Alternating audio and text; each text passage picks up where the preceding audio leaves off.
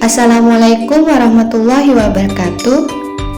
Pada video ini kita akan belajar tentang sistem reproduksi pada pokok bahasan fertilisasi. Sebelum memasuki materi, berikut adalah kompetensi inti, kompetensi dasar, serta tujuan pembelajaran. Nah, teman-teman perlu mempersiapkan buku catatan dan alat tulis sekalian. Nanti teman-teman bisa menulis poin-poin penting yang perlu teman-teman pahami tentunya.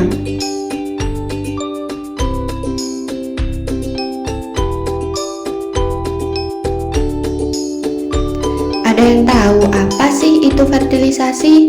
Fertilisasi adalah proses penyatuan dua sel gamet yang terdiri dari sel sperma laki-laki dan sel ovum wanita. Proses fertilisasi juga dapat diartikan sebagai proses pembuahan untuk menghasilkan keturunan. Sebelum proses pembuahan berlangsung, harus terjadi ovulasi terlebih dahulu. Ovulasi yaitu keluarnya sel telur yang sudah matang dari ovarium yang normalnya terjadi setiap bulan. Umur sel telur di dalam tuba falopi hanya 24 jam saja, sehingga apabila tidak ada sperma yang membuahi, maka sel telur akan mati dan kehamilan tidak akan terjadi. Pada saat ejakulasi, sel sperma akan masuk pada mulut rahim. Sel sperma terus bergerak menuju rahim untuk mencari sel telur yang siap untuk dibuahi. Di dalam rahim, kontraksi otot rahim membantu sperma dalam perjalanannya menuju ke sel telur. Terkadang, sel-sel pada sistem kekebalan wanita menganggap sperma sebagai benda asing dan menghancurkannya.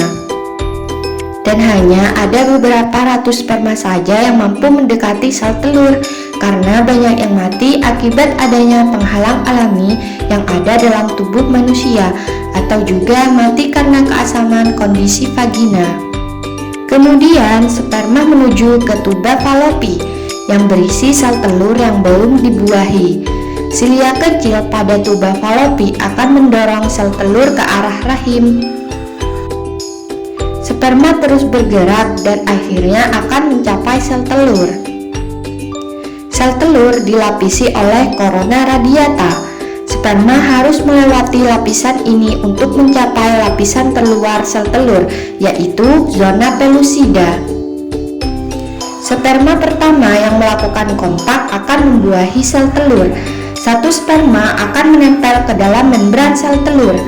Peristiwa ini menyebabkan permukaan sel telur menebal sehingga sperma lain tidak dapat masuk ke dalam sel telur.